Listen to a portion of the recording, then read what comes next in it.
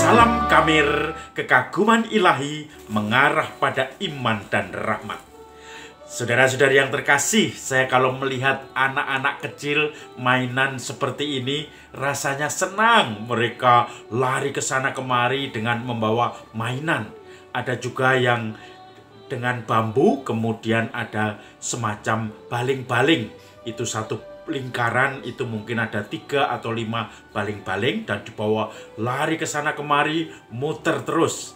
Dan selalu gagangnya memakai bambu. Selain karena murah dengan bambu, dan bambu ini lentur. Saudara-saudari yang terkasih, biasanya orang memancing juga galahnya dengan bambu. Karena apa? Kalau dengan bambu itu bisa fleksibel, bisa miur-miur begini. Dan ini menjadikan kuat, tangguh. Karena apa? Karena kalau ada ikan besar makan, itu tentu saja tidak patah, tetapi kemudian seperti per ini bergerak dan ini menjadi lebih kuat. Lain kalau gagangnya kayu yang seperti ini, maka ketika tidak kuat ya sudah patah. Atau gagangnya seperti besi, dan besi ini kemudian juga tidak bisa lentur. Maka kalau bambu ini bisa lentur. Dan saya teringat ketika ketemu penjual kerupuk dengan tempat yang besar, depan belakang.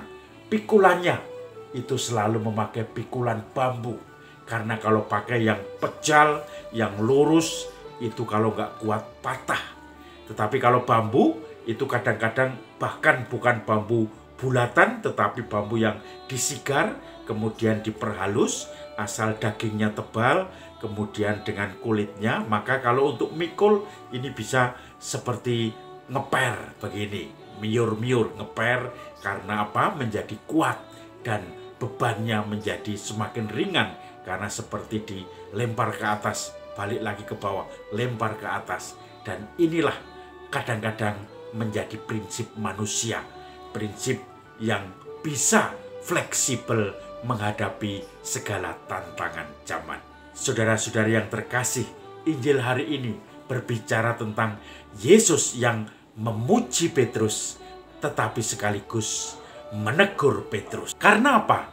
Ketika Yesus bertanya kepada para murid, "Menurut kamu, siapakah aku?" Petrus langsung menjawab, "Engkaulah Mesias, Anak Allah yang hidup." Maka Yesus memuji-muji Petrus. "Berbahagialah engkau, Petrus, sebab engkau mengatakan itu bukan dari dirimu, tetapi Bapakku yang mengatakannya." Kemudian Yesus juga mengatakan, "Maka engkau, Simon Petrus, Kefas, engkau adalah batu karang, dan di atas batu karang itu akan kudirikan gerejaku." Dan kemudian Yesus mulai mengajar para murid dengan lebih dalam. Yesus mengajarkan tentang ramalan penderitaannya. Dia harus ke Yerusalem untuk dibunuh, disalibkan, dan wafat, nanti dibangkitkan. Nah, Petrus yang tadinya dipuji, dia merasa bangga, merasa hebat. Maka dia pun juga merasa hebat merespon Yesus yang mengajarkan penderitaan itu. "Tuhan, sekali-kali engkau tidak akan menderita. Bahkan aku rela mati kalau engkau menderita." Yesus langsung menegur, "Enyahlah kau iblis, sebab engkau tidak memikirkan apa yang dipikirkan Allah, tetapi memikirkan apa yang dipikirkan manusia." Saudara-saudari yang terkasih, Petrus langsung ciut nyalinya. Dan ternyata terbukti ketika nanti Yesus ditangkap, disalibkan. Petrus yang berkuar-kuar mau mati demi Yesus, ternyata dia menyangkal Yesus 3 kali sebelum ayam berkokok. Maka saudara-saudari yang terkasih, sikap yang tidak fleksibel melihat keadaan, sikap yang tegang, itu akan membuat kita menjadi patah semangat ketika kita kecewa, ketika kita merasa gagal. Tetapi ketika kita mempunyai semangat bambu, yaitu bisa miur, bisa fleksibel, kita bisa masuk dalam komunitas baik komunitas yang dengan karakter tertentu. Di tempat lain kita juga bisa berkomunitas dengan karakter yang berbeda lagi. Dengan orang-orang pinggir jalan kita bisa. Dengan orang-orang kantoran kita bisa. Dengan orang-orang di pasar kita bisa. Dengan orang-orang yang pahamnya keras kita bisa menyesuaikan. Dengan orang-orang yang bersemangat muda kita bisa juga. Dengan orang-orang yang mempunyai semangat tua, konservatif, kita bisa juga beradaptasi. Maka di situ kita akan menjadi orang yang bisa masuk, mendalami, dan menggarami setiap komunitas yang kita jumpai dimanapun kita berada.